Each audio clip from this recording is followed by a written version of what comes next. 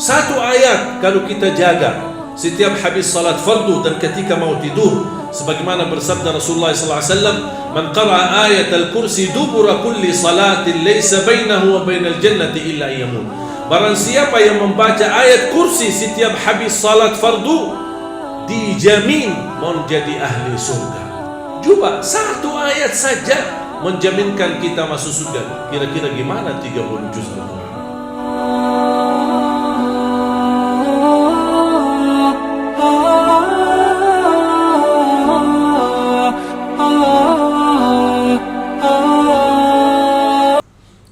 Alhamdulillah, nahmaduhu wa nasta'inuhu wa nastaghfiruh, wa na'udzu billahi min shururi anfusina wa min sayyiati a'malina. Man yahdihillahu fala mudilla lahu wa man yudlil fala hadiya lahu. Ashhadu an la ilaha illallah wahdahu la sharika lahu wa ashhadu anna Muhammadan 'abduhu wa rasuluh. Allahumma salli wa sallim wa barik على سيدنا محمد وعلى آله وصحبه ومن تبعهم بإحسان إلى يوم الدين. يا أيها الذين آمنوا اتقوا الله حق تقاته ولا تموتن إلا وأنتم مسلمون. يا أيها الناس اتقوا ربكم الذي خلقكم من نفس واحدة وخلق منها زوجها وبث منهما رجالا كثيرا ونساء واتقوا الله الذي تساءلون به والأرحام إن الله كان عليكم رقيبا. يا أيها الذين آمنوا اتقوا الله وقولوا قولا سديدا يصلح لكم أعمالكم ويغفر لكم ذنوبكم ومن يطع الله ورسوله فقد فاز فوزا عظيما. أما بعد معاشر المسلمين، أوصيكم ونفسي بتقوى الله عز وجل فقد أفلح وفاز المتقون. معاشر المسلمين jamaah Jumat yang dimuliakan Allah Subhanahu wa taala. Senantiasa setiap Jumat khatib mengingatkan kenaikan dan kualitas takwa kita kepada Allah Subhanahu wa taala. Takwa bukan wasiat para alim ulama. Taqwa bukan wasiat para khatib, bukan wasiat para da'i, para asatiz. Taqwa wasiatullah kepada Nabi dan Rasul, ya ayyuhan Nabi ittaqillah. Taqwa wasiatullah kepada orang-orang beriman, ya ayyuhalladzina amanu ittaqullah. Taqwa wasiatullah kepada seluruh manusia, ya ayyuhan nas ittaqu rabbakum. Taqwa wasiyatullah kepada umat Nabi Muhammad sallallahu alaihi wasallam dan ummah yang terdahulu. Walaqad wassayna alladhina utul kitaba min qablikum wa iyyakum an ittaqullah. Kunci diterima amal ibadah kita di sisi Allah taqwa. Innama yataqabbalu Allah minal muttaqin. Kunci kemudahan dalam segala urusan taqwa. Wa man yattaqillah yaj'al lahu min amrihi yusra. Jaminan jalan keluar dari segala kesempitan dan segala persoalan yang kita hadapi taqwa. Wa man yattaqillah yaj'al lahu makhraja. Bahkan menjaminkan rizki, wa yarzuqhu min haitsu la yahtasib. Taqwa jaminan keselamatan dari siksa neraka jahannam. Thumma nunajji alladhina ittaqaw wa nadharu adh-dhalimina fiha jithiya. Dan Rasulullah sallallahu alaihi wasallam bersabda di hadis yang sahih, ittaqillaha haitsu ma kunt, bertakwalah kepada Allah dimanapun berada. Taqwa bukan hanya di masjid atau di saat kita majlis dan beribadah. Dimanapun kita berada, kita menjaga taqwa. Inti daripada taqwa, kita merasakan selalu Allah menguasai kita. Dimanapun kita berada, tidak ada yang bisa kita sembunyikan, tidak ada yang bisa kita rahasiakan. Karena yang tersembunyi bagi Allah itu nyata. Kita sebagai manusia wajar kalau kita berdosa dan bersalah, karena kita manusia bukan maksum. Malaikat tidak boleh berdosa, bahkan tidak bisa berdosa. Kita sebagai manusia harus berdosa. Tapi Allah Subhanahu wa ta'ala suka orang-orang yang berdosa, yang selalu memohon ampun, yang selalu bertaubat. Nabi kita Nabi Muhammad sallallahu alaihi wasallam istighfar dalam satu hari 100 kali. Nabi Muhammad yang sudah mendapat jaminan ampunan segala dosanya, dia memohon ampun 100 kali setiap hari. Kira-kira kita seperti apa? Allah Subhanahu wa ta'ala paling senang orang-orang yang selalu istighfar. Bahkan dengan kita banyak istighfar dan rutin menjaga istighfar, mendapatkan jaminan jalan keluar dari segala kesusahan, bahkan mendatangkan rezeki dari tempat yang tidak pernah kita nyangka. Man lazima al-istighfar ja'ala Allahu lahu min kulli hammin faraja wa min kulli dhiqin makhraja wa yarzuqhu min haitsu la yahtasib. Barang siapa yang menetapkan dan terus menerus istighfar setiap waktu dan setiap saat, dia akan mendapatkan kemudahan dalam segala kesusahan dan akan mendapatkan jalan keluar dari segala kesempitan. Bahkan Allah akan membuka pintu rezeki yang tidak pernah dia nyangka. Ma'asyiral muslimin, jamaah Jumat yang dimuliakan Allah Subhanahu wa ta'ala, kita umat Islam diberikan oleh Allah kemuliaan. Posisi kita di sisi Allah mulia. Perilaku kita yang menghina diri kita, yang menurani kemuliaan kita di sisi Allah.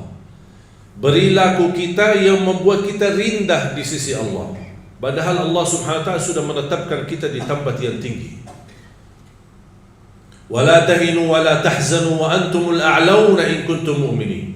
Jangan kalian menghina diri sendiri, jangan kita memperbuat kesedihan, karena kalian sudah ditinggikan oleh Allah Subhanahu wa ta'ala dengan kemuliaan, kalau kalian betul-betul beriman. Salah satu jaminan kemuliaan kita adalah Al-Quran. Semakin kita dekat sama Al-Quran, semakin terjaga kemuliaan kita di sisi Allah. Al-Quran sudah mulia. Innahu laqur'anun karim, sebagaimana ayat di suratul Waqiah.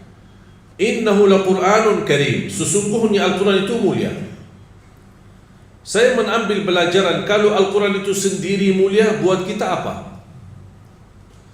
Membaca beberapa ayat dan jumlah beberapa hadis, saya menemukan Al-Quran bukan sendiri mulia, tetapi Al-Quran menjamin dan membagikan kemuliaan bagi orang-orang yang selalu dekat sama Al-Quran.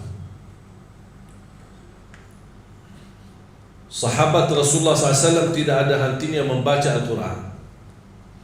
Semestinya kita mampu mengalahkan sahabat Rasulullah dalam membaca Al-Quran.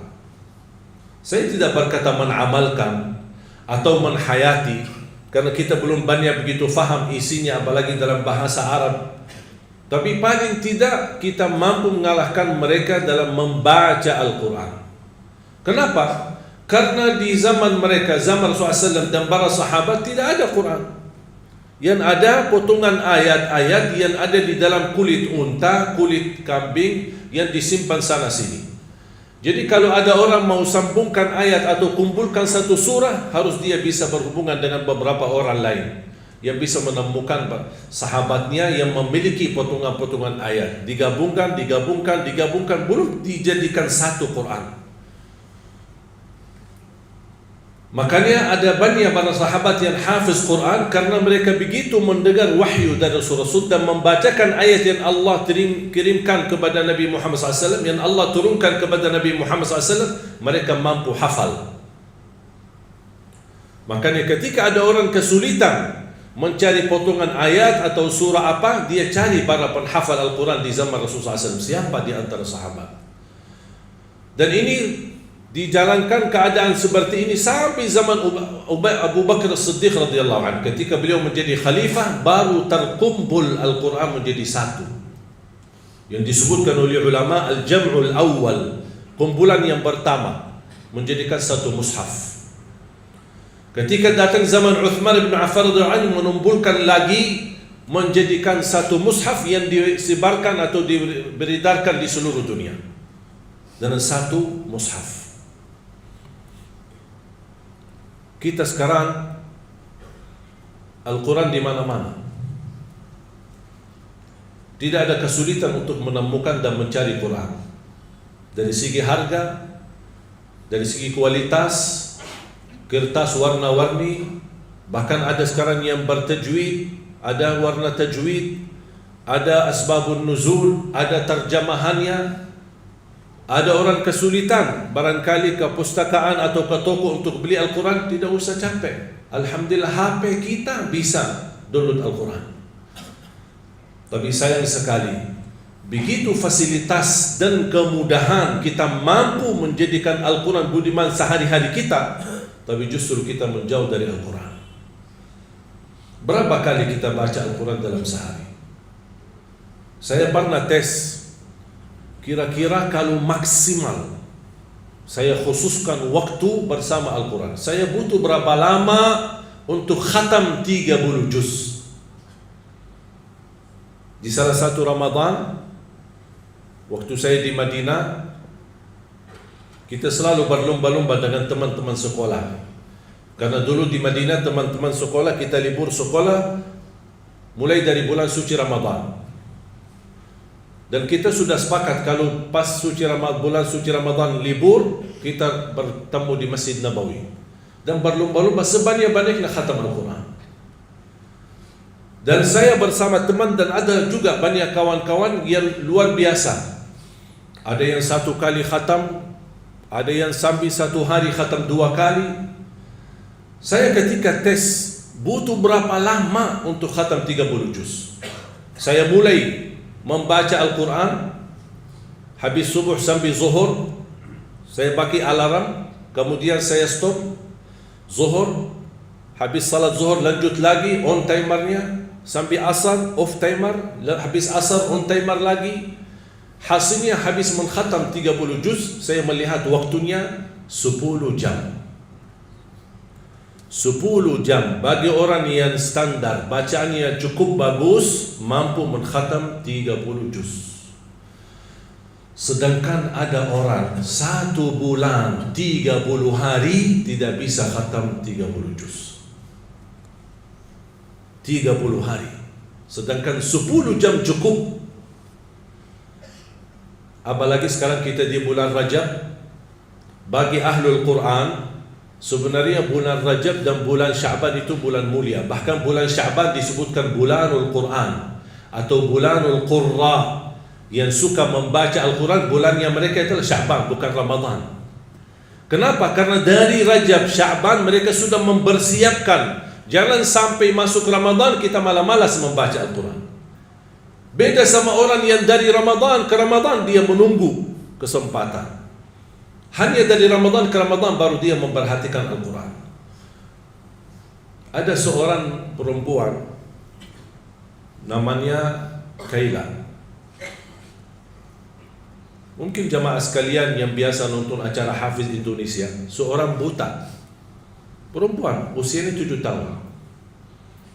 Saya tanya, Kaila berapa banyak membaca Al-Quran dalam seharinya? Dia jawab 5 sampai 7 juz.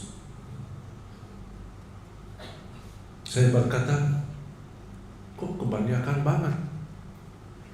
Banyak sekali. Tak capek? Kasihan kamu. Apalagi mohon maaf kamu buta. Kalau kamu tak baca Al-Quran, saya yakin Allah pasti maafkan. Karena kamu diuji dengan buta mata. Apa dia jawab? Dia berkata, saya malu sama Allah menjadikan buta saya alasan tidak membaca Al-Quran. Ini anak usia 7 tahun. Kira-kira alasan kita apa? Padahal kemuliaan yang kita dapat dari Al-Quran itu luar biasa. Sayang sekali kalau kita sudah memiliki di tengah kita kitab yang termulia, kitab yang tersuci, kitab yang teragung, tidak ada keraguan di dalamnya. Alif Lam Mim, dzalikal kitabu la raiba fihi hudan lil muttaqin. Dan membaca Al-Quran walaupun tidak mengerti isinya, tidak memahami maknanya, tidak apa-apa. Tetap dapat setiap satu huruf 10 kebaikan.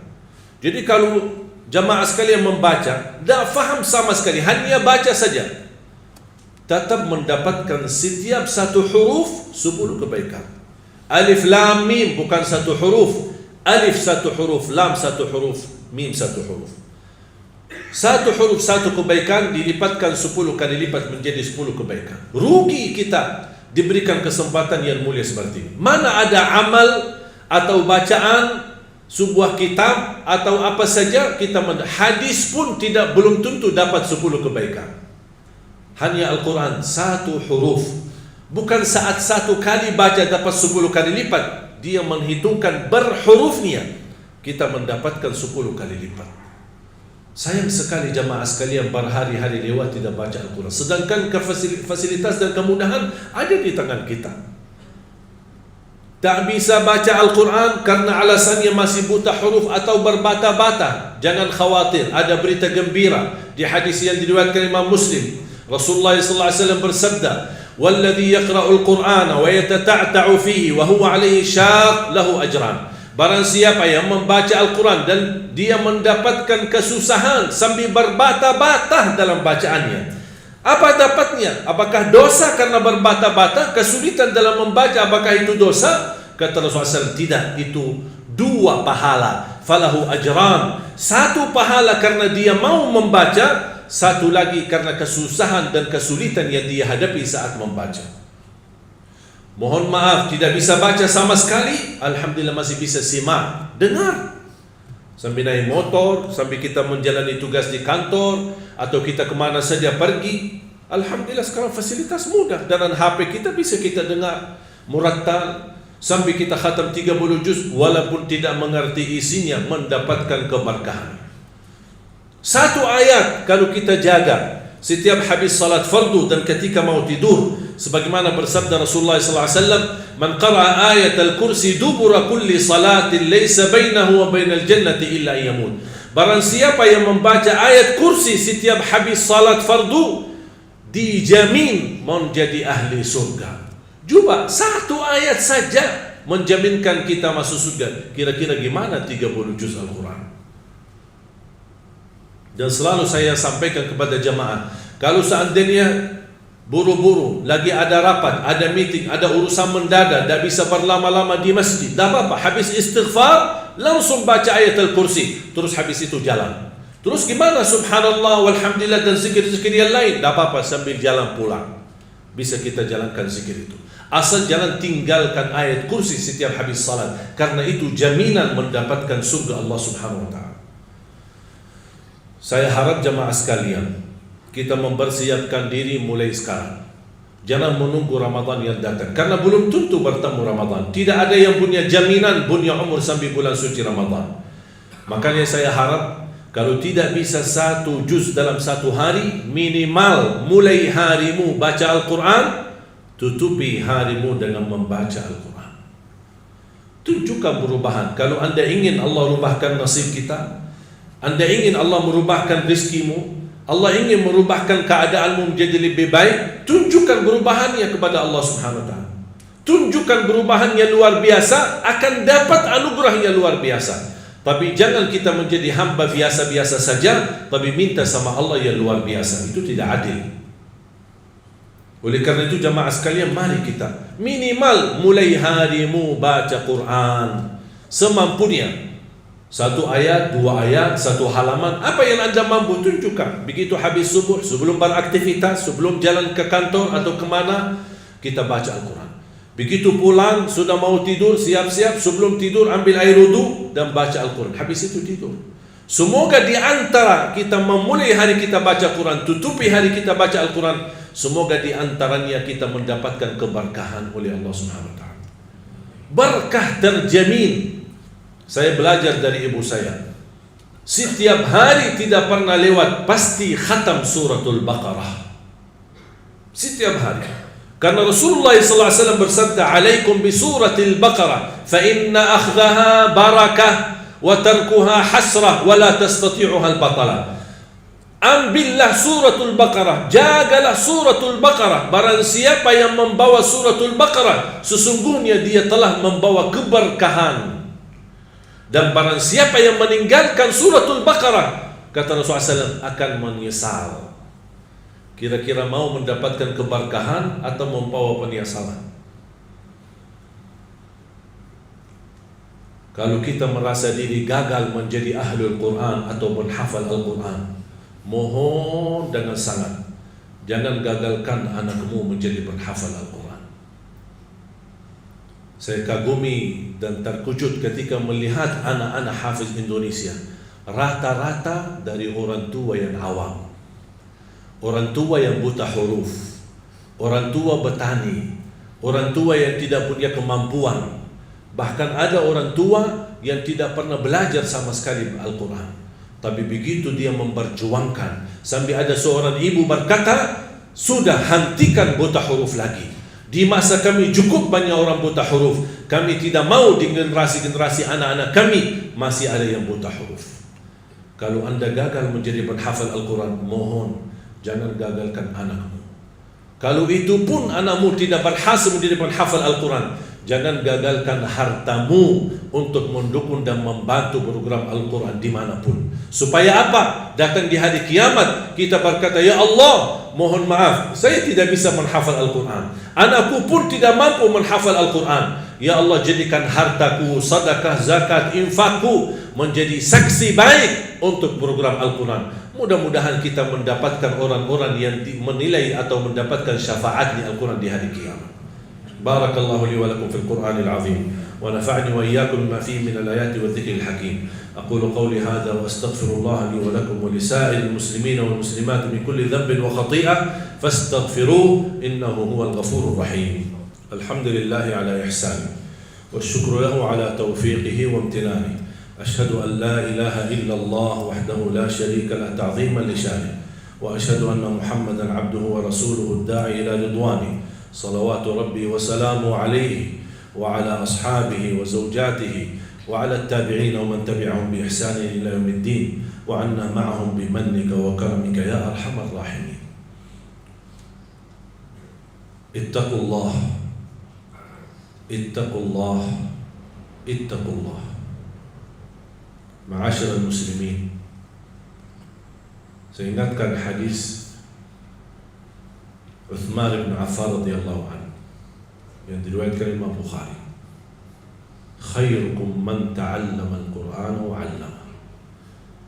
Sebaik-baik antara kalian yang mempelajari Al-Quran dan mengajarnya.